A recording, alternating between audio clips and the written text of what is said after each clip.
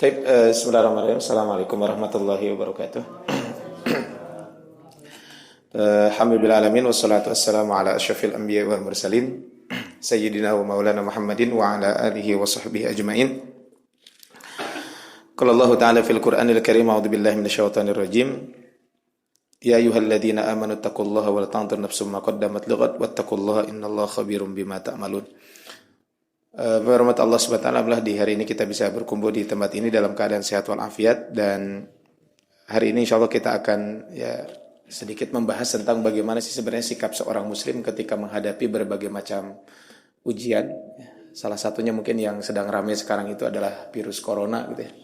Seharusnya saya juga berangkat hari Sabtu besok ke Tanah Suci, tapi karena qadarullah gitu ya, sampai saat ini belum ada informasi kapan dibuka lagi, dan mungkin juga nanti kita sampaikan beberapa hal terkait hal-hal yang terkait dengan pelaksanaan ibadah umroh, bagaimana sih sebenarnya gitu ya dengan kondisi terkini sekarang, dengan berita-berita yang ada di kita gitu.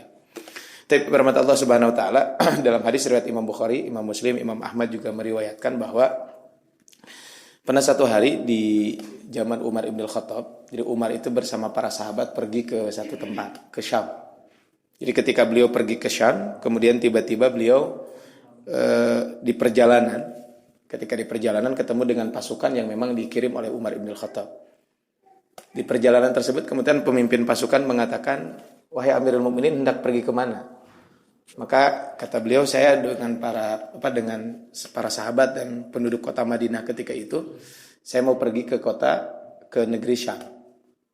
Apa yang dikatakan oleh pasukan perang yang baru pulang tersebut, kata pasukan perang tersebut, "Wahai Rasulullah, wahai Amirul Mukminin, sesungguhnya di negeri Syam itu sekarang sedang terjadi wabah penyakit."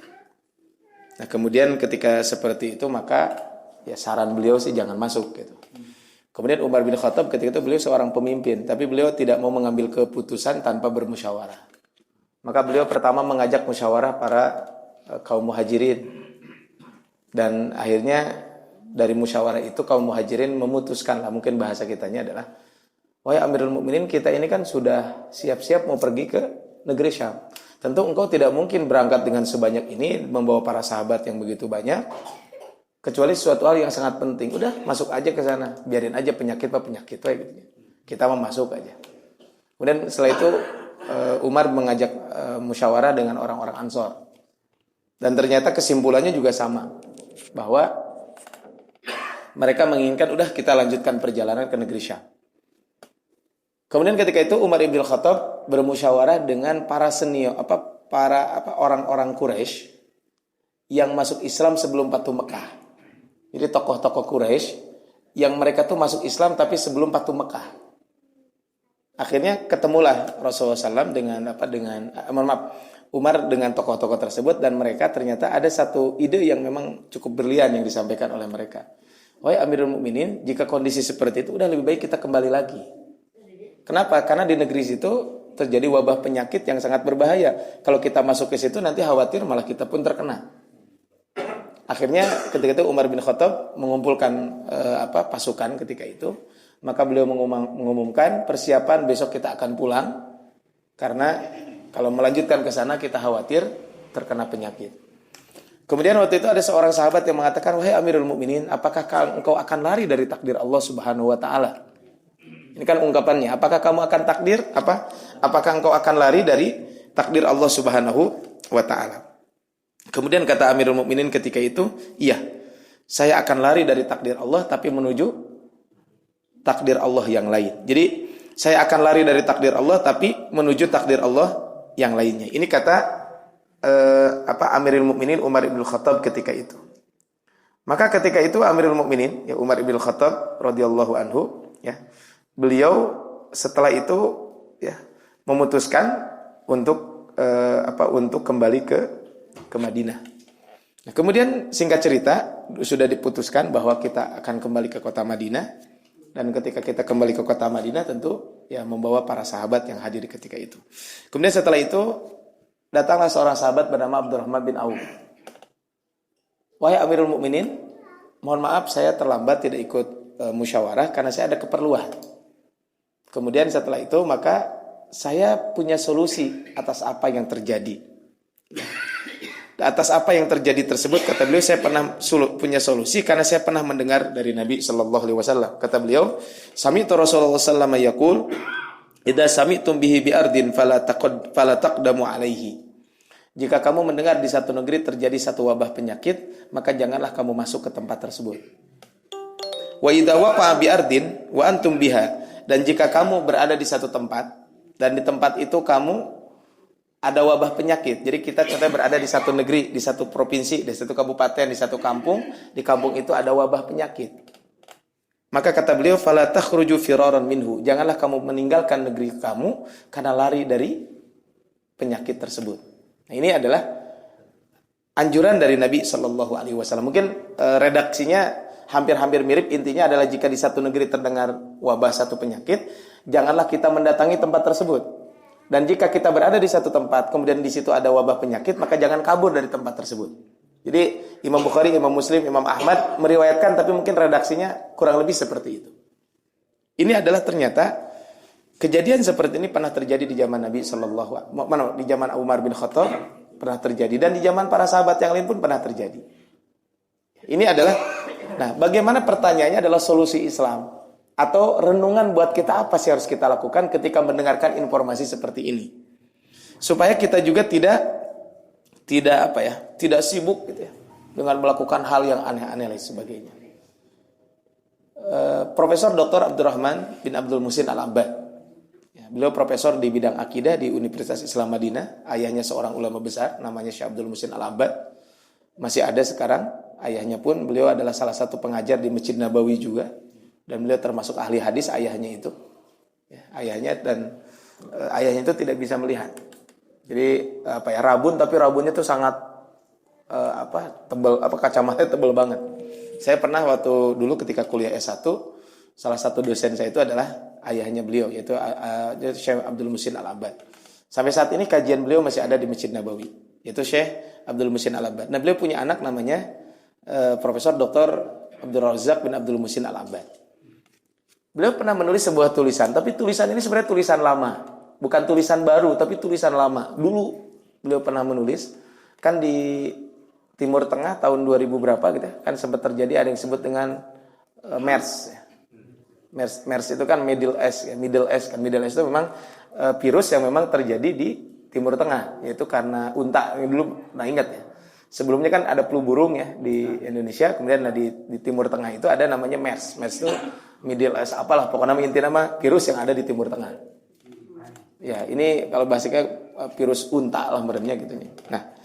Nah, beliau ketika itu pernah menulis tulisan kaitan dengan, kata beliau, nah bagaimana sikap kita atau apa yang harus kita lakukan atau renungan apa yang bisa kita ambil dari kejadian ini. Ya, wabah sekarang ini kan, bahkan sekarang di Indonesia kan yang sudah resmi diumumkan itu ada 2 orang ya. Di Depok 2 orang itu resmi ya, yang resmi. Wallahu alam kan yang tidak resmi kita juga nggak tahu ya. Kita juga jangan mengira-ngira, ada sekian, bisa iya bisa enggak. Ya namanya media sekarang mah sangat gampang memanipulasi data dan sebagainya. Ditambah ini tuh lain sebagainya ya. Nah, tapi apa yang harus kita lakukan kata beliau? Yang pertama adalah ketika kita seorang muslim mendengar informasi seperti ini, kata beliau, yang harus kita lakukan itu adalah hendaklah kita bertawakal kepada Allah Subhanahu wa taala. Jadi kita betul-betul bertawakal kepada Allah Subhanahu wa taala.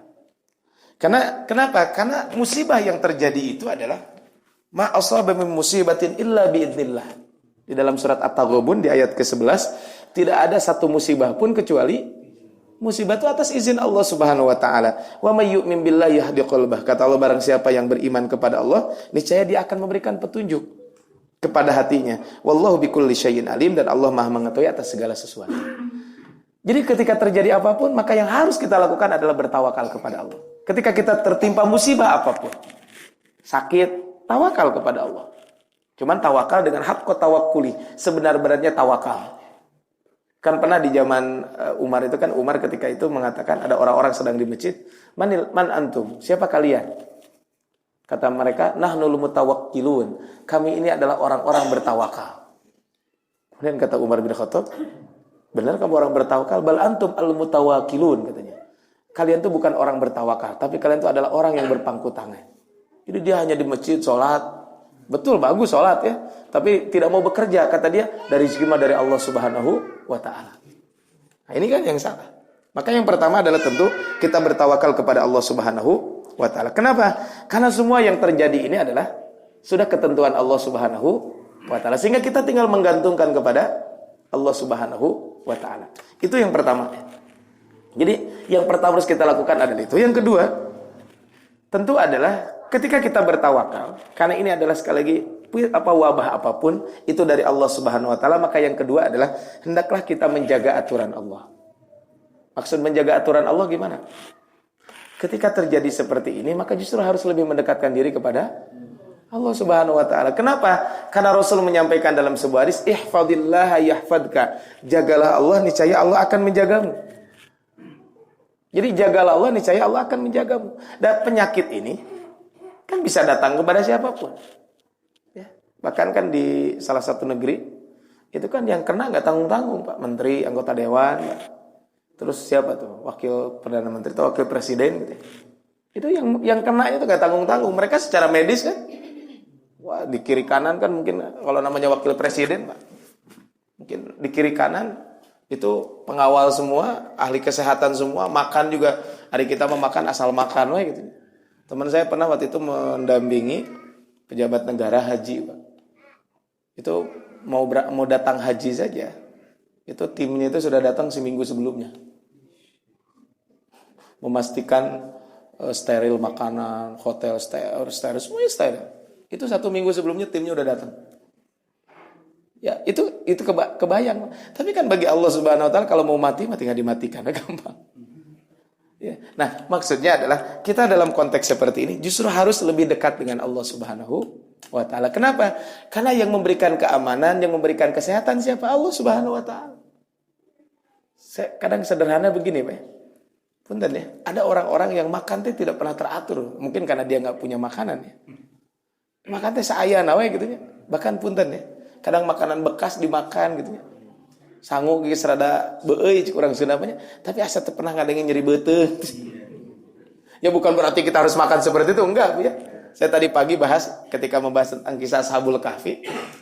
Ketika membahas tentang kisah Ashabul Kahfi, ada satu pelajaran berharga dari kisah Ashabul Kahfi. Kan ketika mereka bangkit itu maksudnya bangun setelah tidur 309 tahun.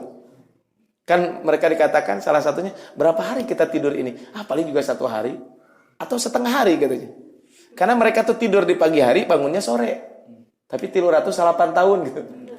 Jadi mulai tidurnya pagi, pas bangun sore. Jadi di hari ke-309 hari itu, 309 tahun itu di hari ke-309-nya itu adalah bangunnya kapan? Di waktu sore. Sehingga mereka mengatakan mungkin baru 1 hari atau setengah hari. Kemudian akhirnya mereka tidak ada kesepakatan, ada ungkapan yang mengatakan begitu. Maka apa? Falyatikum birizqi min falyatikum birizqi minhu. Tapi kan sebelumnya apa? Azka ta'ama. Udah jangan bahasa kita mah, udah jangan ribut. Sekarang mah begini aja. Ini untuk membuktikan benar atau tidak, sekarang kamu pergi ke masyarakat, kemudian apa? Ambil makanan yang terbaik. Ya makan makanan yang terbaik. Mungkin nanti kita bahas juga kaitan dengan konteksnya bagaimana kita menjaga ya, secara bagaimana Islam sudah mengatur kaitan dengan bab ini. Nanti kita bahas setelah ini. Tapi ini bagaimana renungan buat kita semuanya. Ketika kita menjaga Allah, ya jaga. Pasti Allah akan menjaga kita. Ya kadang penyakit lain sebagainya, betul penyakit itu ada. Tapi kan Allah Subhanahu wa taala yang memberikan kesembuhan. Kata Allah Subhanahu wa taala dalam Al-Qur'an, ketika Allah berbicara ketika cerita tentang seorang nabi, wa idza maridtu fa huwa yashfin. Nabi tersebut mengatakan, apabila aku sakit, Allah lah yang menyembuhkan aku. Ini yang kedua, Bu ya. Yang ketiga, tadi setelah kita tawakal, kemudian menjaga aturan Allah. Yang ketiga adalah bahwa seorang mukmin itu hidupnya itu adalah antara ujian dan kenikmatan. Ujian dan kenikmatan. Maka berarti apa? Antara kesabaran dan syukur. Jadi orang mukmin itu hidupnya antara itu. Saya tadi malam ya, tadi subuh ya, saya dengar ceramahnya Agim ya, kaitan dengan virus ini. Jadi bagi yang tidak kena jangan seneng gitu ya. Yang tidak kena jangan seneng, seolah-olah dia tidak akan meninggal dunia. Dan meninggal dunia bukan karena corona, meninggal dunia mah karena waktu di dunia sudah habis. Cuman caranya bisa jadi ada yang karena corona, ada yang karena titajong. Saya pernah baca tulisan Syekh Al-Maghamisi, salah seorang imam di Masjid Nabawi, di Masjid Kuba, menceritakan. Kata beliau, ada orang itu apa? Ada seseorang ini ketika dia masih, mohon maaf, orang ini kata Syekh Al-Maghamisi ini, orang ini 3 jebur ke sumur. Sumurnya dalam, akhirnya ada yang nolongin. Setelah ditolongin, selamatlah dia. Setelah selamat, kemudian dia dikasih minum. Mereka dihanapnya tegangnya, dikasih minum. Setelah dikasih minum, ditanya, "Ari kamu eta bisa digebrus ka sumur kumaha ceritana?" Dipraktekeun, ti soledat beneran 3 jebur dan meninggal dunia. Itu padahal kan punten ya secara logika. Kalau hitung-hitungan kita, kan dia meninggal dunia ketika dia 3 jebur di ulur, kan gak ada orang yang tahu. Ya betul, ada yang menyelamatkan setelah sekian lama tentunya. Tapi begitu 3 jebur anu kedua, nah, makanya pelajarannya adalah berarti apa? Berarti memang kita tuh kehidupan kita tuh tadi antara apa? Antara hidup dan mati, antara syukur dan sabar, antara ujian dan nikmat. Itulah yang harus kita lakukan. Makanya betul apa yang pernah disampaikan oleh Nabi. Mungkin sering dengar di kultum atau di khutbah Jumat atau di kajian. Kan sungguh takjub bagi seorang mukmin. Inna amrohu kullahu khair. Orang mukmin mah kabeh bagus. Semuanya kebaikan. Ditimpa musibah, dia bersabar. Itu kebaikan buat dia. Kalau ditimpa nikmat, dia bersyukur. Itu kebaikan buat dia. Itulah seorang mukmin. Makanya kondisi apapun kita bukan santai Bu ya, nikmati, dan itu adalah bagian daripada nikmat yang Allah berikan kepada kita. Kalau itu kebaikan, kalau itu adalah musibah, itu tinggal kita bersabar, dan itu semuanya kebaikan buat kita. Itu yang ketiga ya. Kemudian yang keempat, nah ini mungkin yang kita bahas juga. Tadi kan kaitan kita sandarkan semuanya kepada Allah. Yang keempat adalah jangan lupa kita melakukan ikhtiar dan sebab. Melakukan ikhtiar dan sebab maksudnya adalah karena ini sebuah penyakit itu kan muncul gara-gara beberapa hal kan, karena faktor makanan, karena faktor ini itu lain sebagainya. Nah, tentu kita sebagai orang beriman tentu harus melakukan ikhtiar. Ikhtiar kita adalah dengan cara apa? Kalau kita melihat bagaimana bahwa ikhtiar kita itu adalah kan Allah memberikan nikmat kepada kita. Di antara nikmat itu adalah nikmat kesehatan. Nah, kita kan harus mensyukuri nikmat kesehatan dengan 2 cara. Jadi kita mensyukuri nikmat kesehatan itu dengan 2 cara. Satu, ini kan bagian ikhtiar kita. Satu, gunakan nikmat kesehatan untuk ibadah. Tadi sudah disebutkan, ihfadillah yahfadka. Jagalah Allah, niscaya Allah akan menjagamu. La in syakartum la azidannakum. Jika kalian bersyukur, maka aku akan tambah nikmat. Ini adalah gunakan kesehatan itu untuk beribadah. Yang kedua adalah bagian ikhtiar kita kaitan dengan wabah dan lain sebagainya, yaitu dengan cara apa? Yaitu dengan cara kita menjaga kesehatan sesuai dengan aturan syariat. Ini kan bagian dari apa? Bagian dari kita juga merenungkan ketika terjadi wabah dan sebagainya. Makanya kalau kita lihat ya, bagaimana kita menjaga kesehatan menurut aturan syariat yang ada. Yang pertama adalah jaga pola makan. Jaga pola makan. Makanya kan punten ya, hari kita mau makan teh seberapa kali sehari? 4 kali. 4 kali teh makan sangu banyak. Ya mangga mau 10 kali gitu banyak. Tapi kan masalahnya begini, apa yang masuk ke perut kita kan itu juga mempengaruhi faktor kesehatan kita. Punten, Pak. Di sini yang paling sepuh Yusa sabaraha tahun, Pak? Bapak sabaraha tahun, Pak? Kirang 2 udah 8. Oh, udah 82, Pak. Kirang 2. Oh, kirang 2. 78. Ayo langkung sepuh itu 78. Ibu-ibu paling sepuh sabaraha, Bu? 78, Bapak. Cobi Pak, saya belum, ibu sabar ibu? 74, masih kena sepuhan bapak. Ayah udah 80 Pak. Paman saya kemarin meninggal di usia 84 tahun. Saya 80 Pak, 8 tahun. Enggak, maksudnya begini. Ya kan masalah usia itu urusan Allah Subhanahu wa taala. Tapi kan punten, sepuh kapungkur banyak karena makanan juga terjaga dengan baik. Asa pola aya kanker naon paling naon rieuh. Ini kan disadari atau tidak? Makanya kata Allah Subhanahu wa taala, "Kulu washrabu wa la tusrifu." Makanlah dan minumlah, jangan berlebihan. Artinya pola makan juga penting. Pola makan juga penting. Ya memang disadari atau tidak zaman akhirnya malah ada susah apa ya pola makan. Ini kan bagian dari bab kesehatan. Makanya kata Allah, ini loh diharamkan, jauhi yang diharamkan, makan yang halal dan baik. Ini kata Allah Subhanahu wa taala, ya ayuhan nas kulu mimma fil ardi halalan. Wahai orang yang beriman, makanlah darah halal dan baik. Ini kata Allah Subhanahu wa taala. Kita diperintahkan untuk memakan makanan yang halal dan baik. Kemudian yang kedua adalah yang tidak kalah penting juga adalah untuk menjaga kesehatan ini adalah dengan kita menjaga pola istirahat yang baik. Pola istirahat yang baik. Makanya Islam mengajarkan kapan tidur yang baik. Kan soalnya siang dianjurkan kita tidur disebut dengan qailulah. Ba'da subuh itu tidak diharamkan tapi para ulama memakruhkan. Makruh tidur ba'da subuh. Cekolot baheula mun tidur ba'da subuh teh pondok rezeki atau bisi rezeki teh kapiheulaan dipatok ku hayam. Nah karena saya lihat hayam memang hayam mah geus subuh teh tara pareureum deui. Hayam mah subuh teh tara pareureum deui. Saya tadi jam berapa ya keluar rumah ya. Oh enggak, kemarin hari Rabu. Hari Rabu itu saya keluar rumah jam 4 setengah 5. Ya pas subuh lah. Pas setengah 5 saya keluar. Kemudian ketika keluar subuh tersebut ternyata hayam saya ke skala lencar keluar. Ya bukan berarti kita kudu. Nah ini kan ungkapan orang tua Bu ya. Tapi tadi contohnya pola istirahat. Maka kan Rasul tidur lebih awal, bangun juga lebih awal. Ada beberapa waktu tidur yang dianjurkan, ada waktu yang tidak diharamkan, tapi para ulama hanya memakruhkan saja.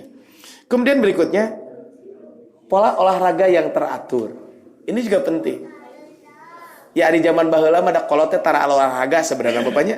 Da sok olahraga baheula mah naon. Ada orang tua dahulu mah olahraga teh jalan. Sok punten ibu-ibu nu tos lami di dieu kapungkur ka pasar eta teh naon? Suci marapah tuh naik angkot. Ari ayeuna naik angkot eta mun teu dijajabkeun. Mun teu kana online, Bu. Ya kan? Dulu anak-anak kita, ya saya termasuk mungkin ya. Saya dulu sekolah tuh jarak dari rumah ke sekolah tuh sekitar 2 kilo apa 1,5 kilo lah mungkin. Berangkat jalan pulang jalan. Zaman saya mah nu naik angkotnya jarang. Ada ayeuna mah nu leumpang nu aneh. Ya dulu mah pertama belum ada Pak ya. Tapi walaupun nu aya ge memang ya disadari atau tidak kan ini pola olahraga juga penting gitu ya. Ini kan bagian dari ikhtiar kita Bu ya untuk menjaga kesehatan. Kemudian berikutnya adalah tentu juga jangan lupa kita menjaga kebersihan. Ini adalah bagian dari ikhtiar kita Bu. Makanya tadi ketika ada virus apapun, saya kemarin sempat lihat di beberapa stasiun TV ketika dokter ngomong, hari politikus malah ngomong kesehatan ternyara rambung kadang gitunya. Ya, dokter aja lah gitu ya. Saya bukan menafikan mereka gitu ya. Tapi saya mendengarkan beberapa dokter gitu menyampaikan, kan virus itu sebenarnya, virus itu kan memang nggak ada obatnya sebenarnya namanya virus mah ya. Virus itu nggak ada obatnya. Tapi kan gimana daya tahan tubuh kita, sebenarnya itu aja. Ketika kita hidup sehat dan sebagainya, kemudian insya Allah virus juga akan kabur sendiri lah istilahnya seperti itu. Nah, adapun kita sudah menjaga kesehatan dan sebagainya, pola hidup, pola makan, sakit ya itu babnya lain. Tapi kita harus menjaga. Saya kemarin sempat ngobrol dengan salah seorang dokter ahli gizi. Ketika sebuah acara, saya ketemu dengan beliau menyampaikan beberapa hal. Salah satunya tadi pola hidup, pola tidur dan sebagainya. Beliau menyampaikan dan itu adalah salah satu cara kita untuk menjaga kesehatan. Makanya coba lihat Rasulullah SAW. Kata Rasul dalam sebuah hadis, man tasabbaha bisabi tamaratin ajwa. Siapa yang pagi hari memakan 7 butir kurma ajwa, lam yadurruhu dalikal yaum summun wala sihrun. Maka kalau dia pagi hari makan 7 butir kurma ajwa, maka sampai sore hari dia tidak akan terkena sihir dan tidak juga terkena racun. Ini kata Rasulullah SAW. Artinya apa? Ya mungkin bahasa kita jaga pola hidup sehat kita. Dengan cara apa? Pola makan dan lain sebagainya. Kemudian ini kan tindakan preventif usaha kita.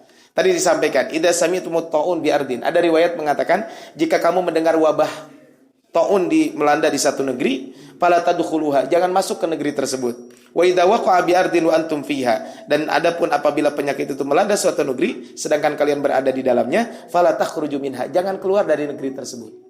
Kan ini ikhtiar kita, tindakan preventif kita. Makanya kan pemerintah Saudi karena mungkin juga mendekati waktu haji juga dan sebagainya. Ketika sudah ada yang terkena dan ternyata memang ada beberapa yang terkena, terakhir saya lihat di situs di Kementerian Kesehatan kemarin juga ada yang terkena satu lagi karena dia habis melakukan perjalanan di satu negeri lewat negeri lain kemudian masuk ternyata diperiksa terkena di Saudi ya, bukan di Indonesia. Nah, kemudian ketika terjadi seperti itu maka apa? Maka ikhtiarnya adalah tadi. Gimana? Kita ikhtiar ketika di satu negeri terkena wabah tong datang kadinya. Saya khawatir di Indonesia lamun aya nu kena virus corona di jalan ada salah selfie eta masalahnya. Ya. Jadi tong muncul orang sana mah tong ngahajakeun hayang gering gitu ya. Nah, ini adalah ikhtiar kita. Jadi tadi kalau kita sudah bertawakal menjaga aturan Allah Subhanahu wa taala jangan lupa ikhtiar kita usaha manusiawinya jangan lupa. Ya. Kemudian yang kelima adalah perkuat diri dengan zikir terutama zikir pagi dan sore. Kan ada dalam sebuah hadis Nabi mengatakan barang siapa yang pagi hari mengucapkan bismillahilladzi la yadurru ma'asmihi syai'un fil ardi wala fis sama wa huwas samiul alim 3 kali, sore hari 3 kali, pagi hari 3 kali, illa lam yadurruhu syai'un. Maka orang tersebut tidak akan terkena sesuatu yang membahayakan buat orang tersebut. Baca itu. Dan ini disunahkan pagi hari dan sore. Allahumma inni bismillahilladzi la yadurru ma'asmihi syai'un fil ardi wala fis sama wa huwas samiul alim. Kemudian kata Rasul dalam hadis lain, man qara'a bi al-ayatin min akhir suratil Baqarah fi lailatin kafatahu. Siapa yang membaca 2 ayat terakhir surat Al-Baqarah. 2 ayat terakhir itu apa? Amanar rasulu bima unzila ilaihi mir rabbihi wal mu'minun, kemudian la yukallifullahu nafsan illa wus'aha. Baca itu di malam hari, maka dia akan dicukupkan di malam itu. Kemudian Rasul menyampaikan dalam hadis lain, siapa yang membaca surat Qul huwallahu ahad, membaca Qul a'udzu birabbin nas, membaca Qul a'udzu birabbil falaq, masing-masing 3 kali di pagi hari dan sore hari, maka takfika min kulli syai', maka akan dicukupkan dari segala sesuatu kepada orang tersebut. Bayangkan, kita komitmen dengan zikir-zikir kita. Nah, bil khusus adalah minimal zikir pagi dan petang. Atau zikir pagi dan sore hari. Bahkan kan ada doa Nabi SAW, Allahumma inni a'udzubika minal jununi wal judami, kemudian wal barasi wasayyi'il asqam. Ini kan kita berlindung, pertama adalah minal junun, kita berlindung dari penyakit gila, ya. Kemudian penyakit kulit dan segala penyakit yang sangat menakutkan. Ini Rasul mengajarkan doa. Artinya apa? Kita semuanya berlindung kepada Allah. Jadi dan yang wabil khusus adalah doa yang selalu kita panjatkan adalah zikir pagi dan sore, dan itu salah satu untuk menjaga kita. Dan saya yakin bismillahilladzi la yadurru, ada yang enggak hafal di sini? Hafal semua ya? Bismillahilladzi la yadurru ma'asmihi syai'un fil ardi wala fis sama wa huwas samiul alim. Kita baca Bapak Ibu 3 kali pagi hari, 3 kali sore hari, maka kata Rasulullah SAW, lam tudurruhu bi syai'in. Maka orang tersebut tidak akan tertimpa apapun. Kemadharatan apapun akan hilang dari orang tersebut. Maka ini doa yang diajarkan oleh Nabi dan masih banyak doa-doa lain. Ini adalah yang kelima. Yang keenam, Bapak Ibu rahmati Allah Subhanahu wa taala, ini penting juga. Jangan percaya berita hoax dan pintar-pintarlah kita menyaring berita. Ini hati-hati. Hari ini saya baca di beberapa grup lagi ramai kaitan dengan Saudi katanya akan menutup umroh dan haji sampai selama 1 tahun. Ternyata itu nggak ada Pak beritanya. Beritanya nggak ada. Karena virus corona setahun ditutup. Memang betul Saudi menutup sementara. Sementara kan tidak disebutkan, bisa 2 hari, bisa seminggu, bisa sebulan. Tidak ada kata-kata 1 tahun. Tapi sekarang yang menyebar, pas saya baca di berita itu cuma judulnya Pak 1 tahun. Judulnya 1 tahun, isinya adalah opini. Lamun ditutup 1 tahun, cenah kerugian ekonomi bla bla bla bla dan sebagainya. Di luar judulnya wah geseram heula. Itu teh banyak. Tanggal 14 katanya Saudi akan membuka penerbangan kembali. Ternyata itu teh dari pihak salah satu maskapai akan merefund tiket bagi orang yang tidak jadi berangkat karena kasus ini sampai tanggal 14, maka tanggal 14 itu adalah dia boleh untuk mengajukan penggantian tiket. Jadi menyebarlah ke mahal. Nah, ini kan aneh, banyak isu-isu. Termasuk adalah dengan penyakit ini, harus hati-hati. Contohnya apa ya? Katanya kalau makan kurma kudu dicuci heula. Kenapa? Karena kurma itu khawatir apa? Karena mengandung virus corona yang berasal dari kelelawar. Ini ada Pak, nyebar Pak. Jangan dikira. Terus punten ya, saya tidak bisa nyebutin merek tertentu. Katanya hati-hati dengan HP merek tertentu karena dia dari negeri ini dan itu akan menyebarkan virus. Nah, hubungannya handphone jeung virus, Pak. Bener aya virus atau virus yang handphone. Bayangkan, Pak. Ada lagi coba. Katanya virus corona ini bisa disembuhkan dengan bawang putih. Sampai saat ini virus corona itu belum ada obatnya. Tapi memang ada penelitian katanya di TV ya, seorang profesor itu bukan obat untuk virus tapi untuk menjaga kekebalan tubuh dengan apa? Meminum herbal gitu ya, jahe, kunyit dan sebagainya. Dan akhirnya apa? Karena berita-berita hoax ini akhirnya jadi kemana-mana dan itu banyak. Saya sampai kemarin di salah satu grup umroh itu. Jadi saking banyaknya berita-berita, akhirnya rame banyak. Sampai pas hari Sabtu ketika saya manasik saya sampaikan, Bapak Ibu, udah sekarang karena memang travel sudah memutuskan bahwa keberangkatan akan ditunda sampai kapan. Maka silakan Bapak Ibu cari informasi dari manapun. Cuman kalau di grup ini tolong informasi hanya dari satu pintu. Dari mana Pak? Dari pihak manajemen saja. Dari pihak travel saya bilang. Kenapa? Karena kalau info dari mana-mana riuh. Kan hari pertama itu karena kita belum manasik waktu itu, kan hari Kamis tuh. Wah, infonya macam-macam. Ini katanya begini, ini katanya begini, ini katanya semuanya menginformasikan.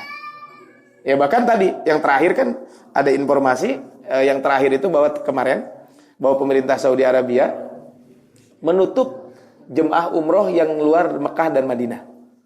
Jadi orang yang dari luar Mekah itu tidak boleh masuk ke Mekah untuk umroh loh ya.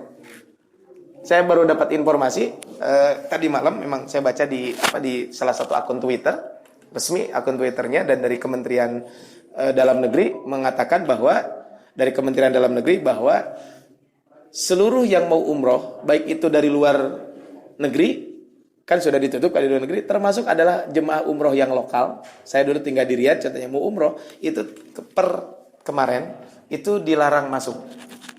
Untuk menghindari virus tersebut. Tapi kalau yang bekerja itu biasa saja. Pas saya punya teman di sana mah aman-aman aja tuh, biasa we. Di kita we seolah-olah mencekam, sampai ada berita hoaxnya apa Ka'bah kosong. Itu fotonya tuh di mana-mana. Pas tinggal fotonya teh loba-loba tinggi itu cita kosong. Saya penasaran, Pak. Subuh-subuh waktu itu habis sholat subuh, saya nyalain TV, sengaja nyalain TV Mekah yang siaran 24 jam sholat di Masjidil Haram. Ternyata rame. Terus saya buka di media di handphone juga, di siaran YouTube bisi iya hoax iya kena mana, lihat di YouTube ada, di website juga yang siaran Mekah langsung ada. Saya tanya teman saya di sana, enggak, biasa aja katanya. Memang lebih sepi dari sebelumnya, iya, karena tidak ada kedatangan baru. Tapi kalau yang sampai kosong cuma sekian orang mah, sampai video dan lain sebagainya, itu kan hoax. Jadi hoaxnya itu adalah sangat banyak. Maka hati-hati sekali lagi adalah kaitan dengan berita ini. Jadi konteks kaitan bab ini seperti ini pasti akan ada orang yang memanfaatkan berita-berita hoax dan lain sebagainya. Maka kita harus hati-hati ketika memilah dan memilih kaitan dengan berita-berita yang terjadi. Betul apa yang pernah Allah sampaikan di dalam Al-Qur'an, ya ayyuhalladzina amanu in ja'akum fasikum binaba'in fatabayyanu. Dalam surat Al-Hujurat ayat ke-6, wahai orang-orang yang beriman, jika ada informasi datang informasi dari orang fasik kepada kalian, maka cross check terlebih dahulu. Kenapa? Fatabayyanu an tusibu qauman bijahalah, agar kamu tidak menimpakan suatu musibah kepada satu kaum, ya. Fatusbihu ala ma fa'altum nadimin, tanpa engkau mengetahui keadaannya yang menyebabkan kamu menyesal atas perbuatan tersebut. Jadi ini penting buat kita semua. Jadi hati-hati dengan berita hoax. Dan yang ketujuh hendaklah kita bersabar, ya. Ketika naudzubillahi min dzalik, jika kita tertimpa apapun, musibah apapun, kita tentu tidak berharap ya, naudzubillahi min dzalik, jangan sampai ada ke tempat kita ke tempat kita, udah cukuplah yang kena, bukan berarti yang 2 orang harus kita bully, enggak. Ya biarlah, mudah-mudahan kita memohon kepada Allah untuk apa? Untuk dihindarkan. Tapi naudzubillahi min dzalik kan bisa jadi kita terkena musibah. Musibah ini bisa penyakit ini atau yang lainnya. Maka ketika terkena musibah tersebut, maka tentu kita harus bersabar, karena kata Allah Subhanahu wa taala, "Wa lanabluwannakum bisyai'im minal khaufi wal ju'i wa naqsin minal amwal," dan seterusnya. Sudah adzan ya? Mungkin kita berhenti dulu sejenak, nanti setelah sholat Isya, kemudian kita lanjutkan sebentar. Mungkin nanti kalau ada sesi tanya jawab kita buka sesi tanya jawab. Mungkin ada ada satu poin lagi mungkin yang sengaja saya akhirkan karena poin ini justru paling penting dibanding poin-poin sebelumnya. Insyaallah nanti kita bahas setelah melaksanakan salat Isya berjamaah. Kita tutup sementara dengan hamdalah, alhamdulillah alamin, dan doa kafaratul majelis. Subhanakallahumma bihamdika asyhadu an la ilaha illa anta astaghfiruka wa atubu ilaik. Assalamualaikum warahmatullahi wabarakatuh. Baik, berhormat Allah subhanahu wa ta'ala, kita lanjutkan sedikit lagi ya. Nanti kita buka sesi tanya jawab. Tadi kita sudah menyampaikan 6 poin bagaimana ketika terjadi virus ini adalah kita harus mempersiapkan sesuatu. Kemudian tadi yang ketujuh adalah hendaklah kita bersabar kepada Allah Subhanahu wa taala. Karena kata Allah di dalam Al-Qur'an, "Wala nabluwannakum bisyai'im minal khauf." Dan sungguh kami akan berikan cobaan kepadamu dengan sedikit rasa takut. Jadi yang diambil oleh Allah itu bukan semua rasa takut, tapi sedikit rasa takut. Kemudian wal ju'i, kemudian rasa lapar. Wa naqsim minal amwali wal anfusi wath thamarat. Dan sedikit ketakutan, kelaparan. 1.000 paling mahal apa ya? Ya, kalau beli itu satu box teh 50.000, sekarang tuh sudah sampai ada yang jual 600.000. Ya, sudah dijual sampai. Ini kan karena rasa kekhawatiran. Bahkan di beberapa tempat, alhamdulillah sih di Bandung belum kelihatan. Saya lihat di beberapa media sosial, sampai menteri juga mengeluarkan statement. Itu karena saking rasa takutnya gimana? Mereka borong makanan, stok, dan lain sebagainya. Ini kan justru ketika melakukan seperti ini, boro-boro ada kesabaran di situ, yang ada mereka ketakutan. Jadi, naudzubillahi min dzalik. Makanya kita betul-betul bersabar kepada Allah Subhanahu wa taala ketika tertimpa musibah apapun. Dan yang terakhir tentu ini adalah yang paling penting saya sampaikan tadi, Bu. Tadi yang sabar mungkin sudah dibahas di sebelumnya. Yang paling terakhir ini yang paling penting sebenarnya. Yaitu ingatlah musibah yang paling besar adalah musibah menimpa agama, bukan musibah dunia. Bapak Ibu, kalau penyakit corona itu masih bisa disembuhkan. Ada di beberapa tempat katanya memang sembuh. Saya nggak tahu benar atau tidak, dibaca di salah satu media online bahwa katanya ada warga negara Indonesia di salah satu negara, dia positif kena corona dan ternyata bisa sembuh. Ini ya sekali lagi ini adalah, dan kalau virus corona atau virus-virus yang lain itu kan ada gejalanya. Kalau kena virus corona kan 1 gejalanya ini, 2, 3, 4, 5 dan seterusnya kan. Maka ini kan tanda-tandanya sudah ada. Nah justru ini kalau masalah urusan dunia betul berat. Tapi ternyata musibah yang paling besar itu adalah justru musibah agama. Makanya kalau nggak salah dulu pernah saya sampaikan, di malam Jumat itu kan kita disunahkan membaca surat Al-Kahfi. Kata Profesor Dr. Abdurrahman Asyihri ketika beliau menjelaskan apa hikmahnya. Kok setiap malam Jumat kita disuruh untuk membaca surat Al-Kahfi? Kata beliau, karena dalam surat Al-Kahfi Allah menjelaskan kepada kita berbagai macam fitnah. Dan fitnah yang disebutkan dalam surat Al-Kahfi itu adalah, bahasa kita nama apa ya? Fitnah-fitnah yang paling besar. Kita sukses melewati 4 ujian ini, 4 fitnah ini, insya Allah yang lain selamat. Dan ternyata fitnah yang paling pertama disebutkan adalah fitnatuddin, kaitan urusan fitnah agama. Ujian agama itu lebih berat. Tadi Bapak Ibu, kalau orang terkena virus apapun atau kita sakit kan ada tanda-tandanya. Biasanya kalau mau flu kan tenggorokan sekrada apa? Ya, terus ada mulai pilek dan sebagainya. Kan kalau virus corona kan contohnya apa? 1 hari gimana, 2 hari gimana, kemudian nanti kelihatan. Nah yang repot adalah justru kalau virus agama yang menimpa kadang tidak disadari. Makanya dalam sebuah kitab Syu'abul Iman, ya, Imam Baihaqi menyebutkan dari Syuraih Al-Qadhi rahimahullah berkata, sesungguhnya aku ditimpa musibah dan aku masih memuji Allah Subhanahu wa taala. Ini dalam kitab Syu'abul Iman disebutkan. Jadi Syuraih Al-Qadhi mengatakan, saya kalau ditimpa musibah masih mengucapkan alhamdulillah. Kenapa? Kata beliau, karena 4 hal kata beliau. Yang pertama, aku memuji Allah atas ujian yang tidak besar dari yang menimpa ini. Ini yang pertama kata beliau. Yang kedua, aku memuji Allah tak kala aku diberikan kesabaran atasnya. Kemudian yang ketiga, aku memuji Allah karena diberikan taufik mengucapkan kalimat innalillahi wa inna ilaihi rajiun hingga mendapatkan pahala. Dan kata beliau, aku memuji Allah karena musibah yang menimpaku bukan musibah dalam agamaku. Ini mirip apa yang pernah disampaikan oleh Umar Ibn Khattab radhiyallahu anhu. Jadi kata beliau, saya tertimpa musibah dunia masih ucapkan alhamdulillah. Kenapa? Tadi poinnya. Aku memuji Allah karena musibah yang menimpaku bukan musibah dalam urusan agama. Makanya pantas setiap sholat kita membaca doa. Apa doanya? Ya muqallibal qulub, tsabbit qalbi ala din. Ini kan musibah. Kalau kita agama ini paling berat. Makanya betul-betul Pak, kenapa kita ihdinas siratal mustaqim setiap hari minimal 17 kali?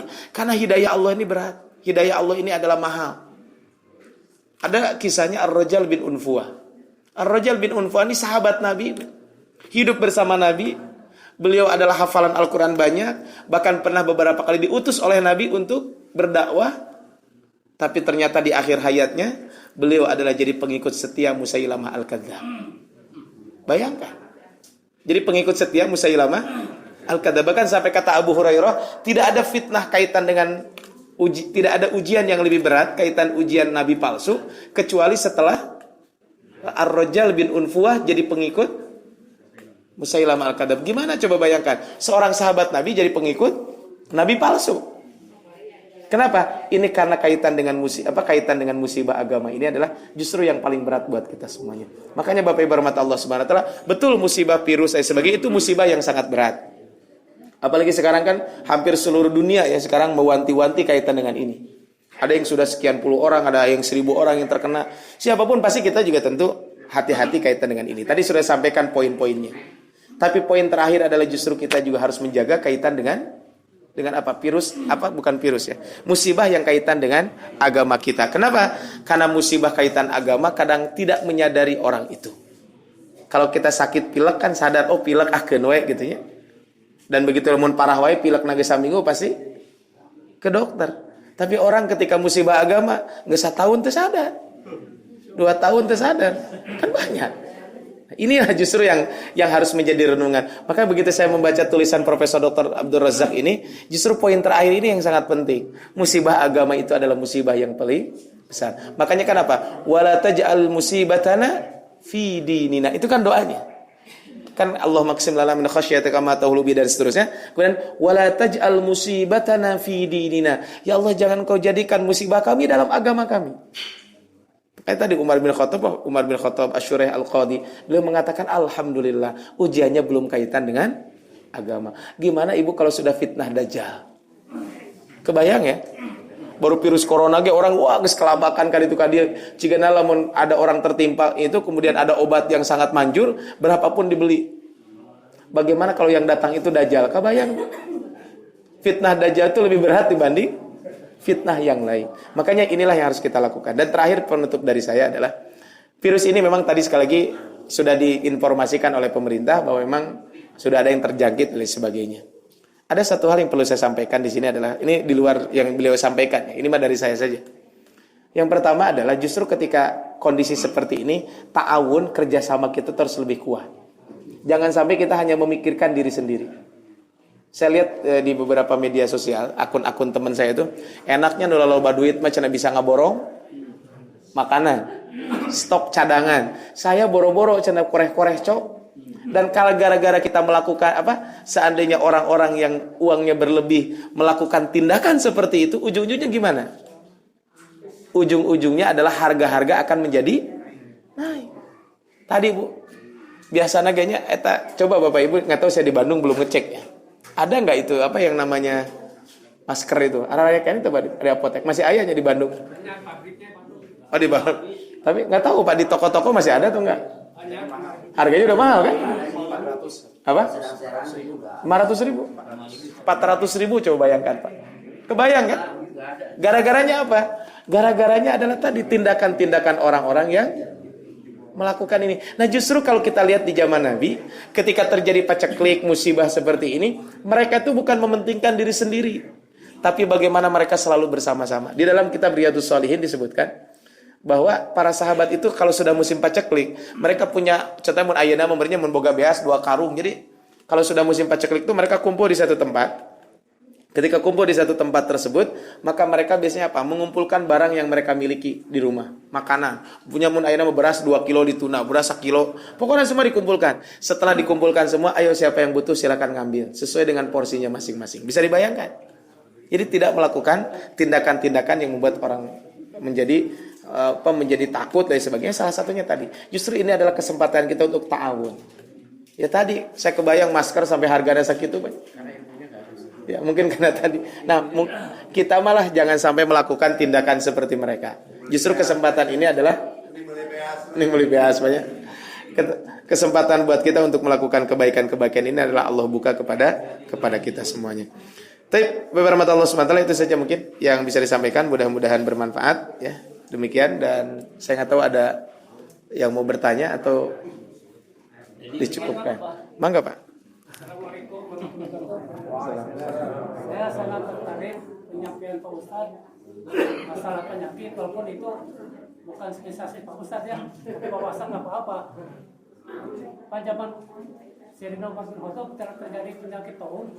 Mungkin sekarang mah kalau Indonesia semacam cacar lah, itu nggak tahu dijelaskan virus atau apa, karena dulu kan belum ada dokter, paling baik tadi. Nah sekarang ada virus semacam ini sampai heboh. Itu kan mungkin propaganda atau memang kenyataan. Dan masalah penyakit itu kan ada keterangan, sebuah penyakit ada obatnya kecuali kematian. Nah kita sebagai orang Indonesia, orang Islam punya perpegangan patokan kesana aja, harus yakin. Ya, terima kasih. Ya betul Pak, memang betul. Ya kita betul harus yakin bahwa setiap penyakit ada obatnya. Maka kalau sakit maka berobatlah.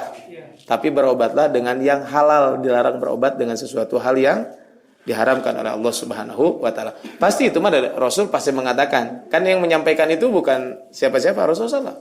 Kata Rasul, setiap Allah menurunkan penyakit pasti ada obatnya. Maka berobatlah kalian, tapi berobatlah dengan sesuatu yang dihalalkan oleh Allah Subhanahu wa taala, jangan berobat dengan sesuatu yang diharamkan. Sehingga pernah kan pada satu hari Rasul pernah ditanya. Kata Rasul, diharamkan kepada kalian khamar. Ada sahabat ya Rasul, bagaimana kalau dijadikan obat? Kata Rasul, khamar itu bukan obat, penyakit. Artinya kan kalau kita berobat dengan sesuatu yang haram itu bukan jadi sehat tapi jadi penyakit. Makanya berobatlah dengan sesuatu yang sehat. Makanya tadi betul apa yang disampaikan Bapak tadi, memang setiap penyakit pasti ada obatnya. Nah, tapi tadi jangan sampai kun we cenah kumaha Gusti, ya tentu harus ada usaha-usaha manusiawi. Makanya kan Rasul mengajarkan ada pengobatan bekam dan sebagainya.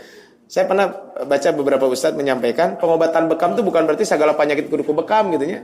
Tapi mungkin yang sesuai kondisi itu dulu dibekam. Mungkin kalau sekarang tindakan medis dan sebagainya. Jadi kalau kita berbicara tentang tibun nabawi, kedokteran Islami itu bukan hanya bukan hanya bekam dan sebagainya. Betul, itu juga memang warisan dari zaman Nabi SAW terdahulu. Tapi yang namanya kedokteran Islami itu adalah ya sesuai dengan perkembangan zaman, selama itu tidak melanggar aturan Allah Subhanahu wa taala ya mangga. Adapun masalah propaganda saya wallahu alam itu mah. Tapi yang jelas mah aya nu kena penyakit gitu.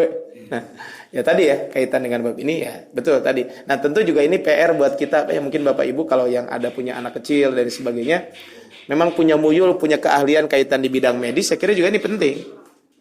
Karena disadari atau tidak medis itu kan cukup lumayan biayanya ya. Iya, ya walau alam lah gitu kan bisa jadi lah, kita nggak tahu ya bab itu mah. Apa? Nah, enggak maksudnya kalau anak-anak kita kan bagus juga Pak. Kalau memang ada yang kuliah atau spesialis di bidang medis gitu ya. Sehingga nanti ketika untuk bisa membantu orang-orang yang sangat membutuhkan kaitan dengan itu. Itu barangkali Allah alam. Satu ini kejadian yang berapa zamannya Nabi apa nggak tahu lah. Itu semacam penyakit kusta yang diasingkan itu memang ini sama nggak nih? Ya sekarang kita ada satu basecamp khusus untuk corona. Ini salah satu bagiannya itu juga. Ya. Ada kusta dulu. Betul. Ya. Ya tadi memang tadi kata Nabi SAW kan apa kata Rasul, apabila kamu mendengar di satu negeri ada virus atau ada wabah penyakit, jangan kita datang ke situ. Tapi kalau kita berada di tempat itu jangan keluar. Maksudnya apa? Jangan keluar itu salah satunya adalah supaya tidak menyebar ke yang lain. Kecuali para ulama mengatakan karena ada riwayat lain, boleh kita keluar dari tempat itu untuk menghindari. Jadi kalau kita sudah kena tong kemana-mana gitu kan bahasa kita gitu. Jadi memang kalau lokalisasi seperti itu ya sah-sah saja secara agama. Tapi bukan berarti ketika kita melokalisasi mereka seperti itu, bukan berarti kita mau menjatuhkan mereka, enggak gitu. Tapi ya untuk menjaga juga, mudah-mudahan dia bisa sehat dan sebagainya. Kan kalau di kota Bandung tuh 2 yang sudah ditunjuk rumah sakit, Hasan Sadikin dan Rutin Sulu ya namanya itu ya. Itu yang sudah resmi ditunjuk oleh pemerintah bahwa ketika ada kejadian seperti itu ya segera berobat. Artinya segera laporkan ke sana dan memang ada indikasi 1 2 3. Saya juga barusan dapat broadcast gitu ya, perjalanan penyakit dan spektrum klinis penderita yang terinfeksi corona tersebut. Masa inkubasi 14 sampai 21 hari. Jadi memang lama penyakitnya, tidak lampak 1 2 hari. Jadi lama penyakit 6 sampai 17 hari. Berakhir bisa meninggal atau sembuh. Spektrum penyakit diawali tanpa gejala sampai septis infeksi berat. Provinsi gejala kritis ringan, proporsi gejala ringan itu 60% dan seterusnya. Ini memang dari dokter yang berbicara tentang ini. Memang kita juga harus banyak baca lah kaitan dengan ini. Tapi intinya adalah kita jangan takut banget. Jadi jangan parno, tapi juga jangan abai gitu ya. Tetap melakukan hal-hal yang dilakukan. Makanya saya tadi ada broadcast, tapi wallahualam benar atau tidak gitu ya. Tapi saya juga meragukan kebenarannya. Katanya bahwa ya jangan tanda akhir zaman banyak virus dan lain sebagainya gitu ya. Kemudian maka berobatlah maka Allah tidak akan memberikan penyakit kepada orang yang suka berwudu. Ya wudunya bagus gitu ya. Cuman ini saya masih meneliti benar atau enggak gitu ya hadis itu. Ya memang kalau kita wudu sesuai dengan aturan, ya pasti Allah juga akan menjaga kita. Karena kan ketika berwudu kan virus-virus ini kan tangan kita kan begini. Kalau kita berwudu kan ternyata kata dokter kalau kita cuci tangan yang benar tuh begini. Nah, kemudian ini di sini, kemudian ini begini. Artinya kan kalau kita wudu kan begini. Ya, kalau kita wudu ketika cuci tangan. Tapi kalau sampai menggunakan hadis tadi saya juga wallahu alam gitu ya. Nah, jangan sampai juga jadi karena ada sesuatu jadi menyebarkan sesuatu yang tidak benar. Walaupun tujuannya baik ya supaya orang rajin wudu bagus, Pak. Tapi kalau menyebarkan dengan hadis-hadis yang wallahu alam saya juga belum tahu. Saya tidak mengatakan palsu dan sebagainya karena saya juga belum tahu. Ada tadi yang nanya ke saya gitu ya, kaitan dengan itu. Saya bilang wallahu alam, coba tanya kepada yang nge-share pertamanya siapa. Karena saya sempat cari-cari di beberapa media juga belum ketemu. Saya tidak mengatakan itu palsu, tapi saya belum ketemu. Itu barangkali ya, wallahu alam. Mangga. Assalamualaikum warahmatullahi wabarakatuh. Ustaz, terkait dengan musibah tudin, musibah agama, itu kira-kira bentuknya seperti apa? Yang pertama, yang kedua, musibah agama ini apakah bisa menimpa ke orang pribadi atau ke negara? Ya? Kalau satu negara bentuknya seperti apa? Ya? Terus pencegahannya bagaimana supaya kalau kita sudah terkena musibah? Ya musibah agama bisa kepada pribadi, bisa kepada masyarakat dan musibahnya macam-macam. Contohnya musibahnya, tapi tadi musibah agama tidak disadari. Contohnya biasa getol ke masjid jadi tarak ke masjid, kan bisa jadi. Itu kan musibah agama, Pak. Contohnya ini, udah jelas ya tadi haramkan tapi we anger ngalalakukeun gitu nya. Itu kan musibah agama. Ya. Kalau bisa tampak kepada pribadi, negara mungkin saja. Jadi maksudnya sebuah komunitas mungkin terkena itu mungkin. Ya aliran-aliran sesat itu kan musibah. Nah, kita contohnya, bagaimana mungkin ini yang paling penting kan musibahnya tadi, kita jauh dari ajaran Islam itu kan musibah. Nah, bagaimana caranya supaya kita terhindar dari musibah tersebut? Tadi saya sampaikan di awal tadi, hendaklah kita memperbanyak doa. Kan doanya apa? Rabbana la tuzigh qulubana ba'da idh hadaitana wa hab lana min ladunka rahmah. Allahumma arinal haqqo haqqan warzuqna ittiba'ah wa arinal batila batilan. Itu yang pertama, Pak. Yang kedua, musibah agama ini bisa kita hindari ketika kita selalu berada di lingkungan orang-orang soleh. Jadi jangan menjauh dari lingkungan orang-orang soleh. Kenapa? Karena orang soleh itu kata ada pepatah Arab mengatakan as-sahibu sahibun. Yang namanya teman itu pasti akan menarik. Kalau kita bergaul dengan orang soleh, bakal kababawa soleh. Lamun terkena musibah, bergaul dengan orang yang tertimpa musibah agama tanda petik tadi, ya kita pun disadari atau tidak akan mendapatkan itu. Yang ketiga adalah supaya kita selalu supaya kita dijaga oleh Allah Subhanahu wa taala, tadi dijauhkan dari musibah tadi doa, yang kedua teman-teman orang soleh, yang ketiga Bapak Ibu, tentu kita harus selalu mengkaji, ikut kajian-kajian. Kenapa? Karena dengan kajian kan kita bertambah, ternyata ini nggak boleh, itu ternyata boleh. Dulu mah ternyata boleh, merasa boleh, ternyata sekarang ini nggak boleh. Ya contoh sederhana bener Pak. Saya kaget pernah di satu masjid, di masjid tersebut ayat jimat, coba bayangkan di masjid Pak. Ya, kita tidak bisa menyalahkan. Mungkin bisa jadi karena nggak paham dikira eta teh jimat. Di masjid, Pak. Pas saya lihat kok ayat gitu. Nah, ini kan musibah kan? Musibah agama kan lebih berat lagi apalagi kesyirikan kan. Kata Allah innasyirka ladzulmun adzim. Kesyirikan itu adalah kedzaliman yang sangat nyata. Ini kan kita maka apa? Dengan mengkaji maka kita insyaallah akan selalu terlindungi. Minimal 3 hal itu kita lakukan. 1 berdoa, kedua selalu bergaul dengan orang-orang soleh supaya kita dijaga. Makanya kan ayat-ayat Al-Quran, ya ayyuhalladzina amanu kutiba alaikumusiyam. Saum itu kan lamun sorangan mah berat, lamun bareng-bareng ringan. Tarawih juga sama ya. Walaupun hareudang, mah sudah ada AC katanya. Insya Allah katanya tadi ada yang ngecek ke atas tuh mau ngasih AC katanya Pak. Informasinya katanya. Bukan AG, angin ngagelebug gitu. Tadi Pak ya, 3 hal itulah mungkin bisa dilakukan ya. Wallahu a'lam. Cukup ya.